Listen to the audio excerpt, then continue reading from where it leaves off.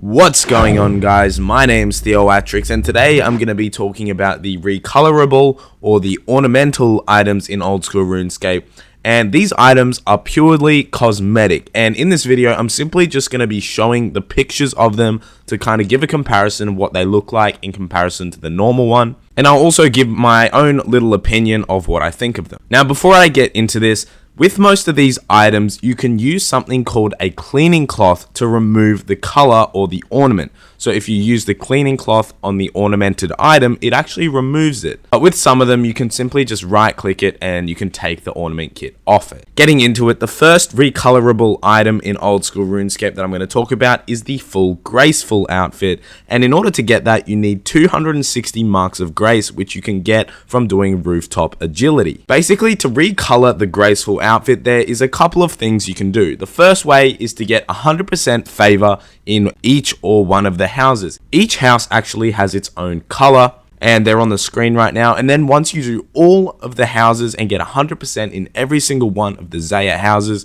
you get the white Graceful. It actually costs 15 marks of grace per piece, so 90 marks of grace to recolor the whole outfit. So it's not really as simple as getting all of the favor done and then just picking whatever colors you want. You can also get the dark blue full Graceful outfit, and that costs 250 Brimhaven Agility Arena tickets. But for this one, you don't actually need any marks of grace to change the color, you just need the tickets. Next up, I'm going to talk about some of the Bounty Hunter item recolors. So in the Bounty Hunter shop, firstly is the Dark Bow paint, and you can actually buy these from the Grand Exchange for about 150k each, but you can also get them from the Bounty Hunter shop for 500,000 Bounty Hunter points. As I've said at the start, these are all purely cosmetic, but they do look quite a bit cooler than the regular dark bow. It does actually make it untradeable once you use the paint on it, and with that, you're able to die in PvM, not PvP,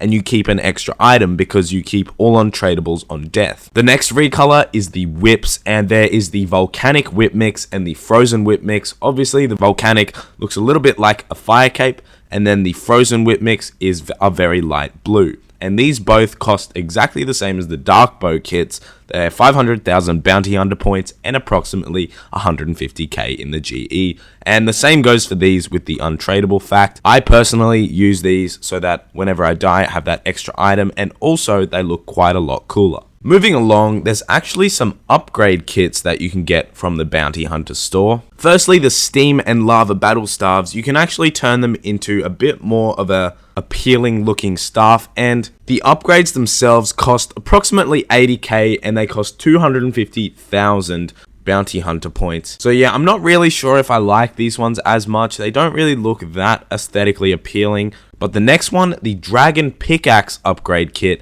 costs 110k and 300,000 Bounty Hunter points, and this one looks absolutely sick. The pickaxe becomes sort of a little bit like a dragon head in comparison just to a regular pickaxe, and obviously it doesn't give any extra bonuses, but it looks way cooler and it's not even that expensive to do. Now, the last upgrade kits you can get are the ward upgrade kits, and you can use these on the Odium ward or the Malediction ward, and it changes the look of them a lot. They look nothing like they used to look like, and in my opinion, it's definitely worth getting these because they become untradeables as well, and you keep them on death, and you usually use these for bosses anyway. Now, another item from the Bounty Hunter shop is the Granite Clamp, and you can actually buy this on the Grand Exchange for 72,000 coins, but if you wanted to buy it from the Bounty Hunter shop, it would cost 250,000 points. This one makes the Granite Maul look overly heavy, and it doesn't really make sense how the stick of the Granite Maul doesn't snap with this massive ornament kit on it.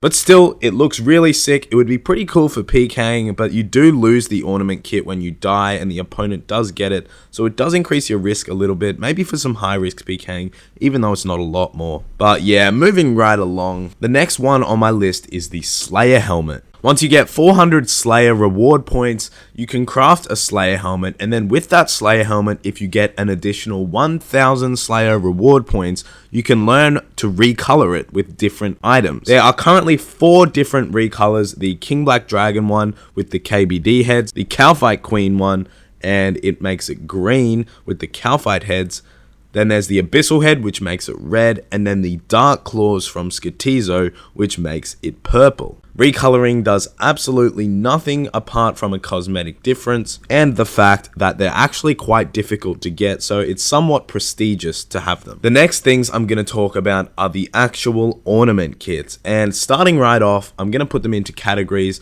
Firstly is the amulets, and you can actually put ornament kits on the Amulet of Fury, the Amulet of Torture, and the Occult necklace, and these actually cost a lot more than the regular ornament kits for other items, but they do look really cool. My favorite one is the Torture. It has like a skull with lit up eyes. It's so sick. The next ones are the Infinity sets. There are Dark Infinity and Light Infinity ornament kits, and they both cost about 20k, and one single ornament kit corresponds with one piece of infinity, so it costs 60k to do a full set. The Light Infinity looks a little bit like the Light Mystic, but then the Dark Infinity looks nothing like any other armor, and it looks really cool, so definitely one that would be worth getting.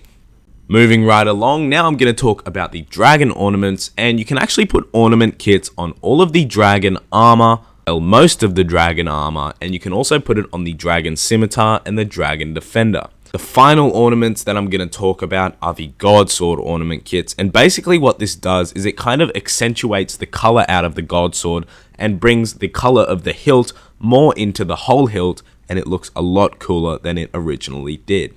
Now these ones are not cheap either. For example, the Saradomin God Sword ornament kit is 8.5 mil, and the Armadillo one is 3 mil, and it goes down from there, but still these ornament kits do look awesome, and Saradomin is by far my favorite looking one, but that sort of comes with the price.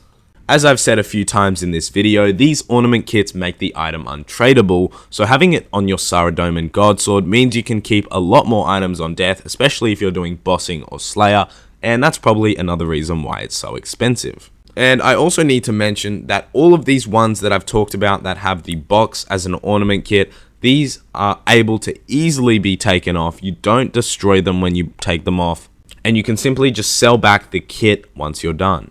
Anyways guys, that is all of the ornament kits, but now there's one more bit of the video that I want to talk about, and that is the type of pets that you can actually recolor. A few of the pets in RuneScape have a metamorphosis option, and what that means is that it actually gives you the choice to change what color of the pet that you want. And getting into it, the first one is the Rock Golem, and you can actually use different kinds of ores on the Rock Golem to make it that corresponding ore color. The next one is the Rift Guardian, and the Rift Guardian is from rune crafting, and it's very rare, and basically it turns into the color of the rune that you just crafted at the altar. So if you craft a Chaos rune, it turns orange. The next one is the Chinchompa, and you don't actually get a choice for the color of the Chinchompa. There's simply a metamorphosis option, and you can turn it into a gray, a red, a black, or also a gold Chinchompa, which is a 1 in 10,000 chance from a metamorphosis. The Zulrah pet is actually able to be recolored into each of Zulrah's forms. Another one is the Calphite Queen pet, and you can actually change it into either the flying orange form or the green form that is on the ground. The final pet that you can change color is the Vertion pet, and you can turn him into the orange form, his second reborn form, or you can just keep him as the normal purple form. Anyways guys, that is all of the recolorable items and pets in Old School RuneScape, and now it's time for clip of the day. Today's clip of the day is from Max Herblore, and you might have seen yesterday that someone managed to complete the full bludgeon on 57 Sire kill count. Well, Max Herblore over here completed it on 17 kill count. That means he got 3 unsired, and he got each bludgeon piece from those 3 unsired. Congratulations on your new bludgeon, man. That is so lucky to get. But anyways guys, thank you so much for watching today's video. If you did learn something, be sure to leave a like on the video. Also subscribe if you're new, and as always, thank you so much for watching, and have a nice day.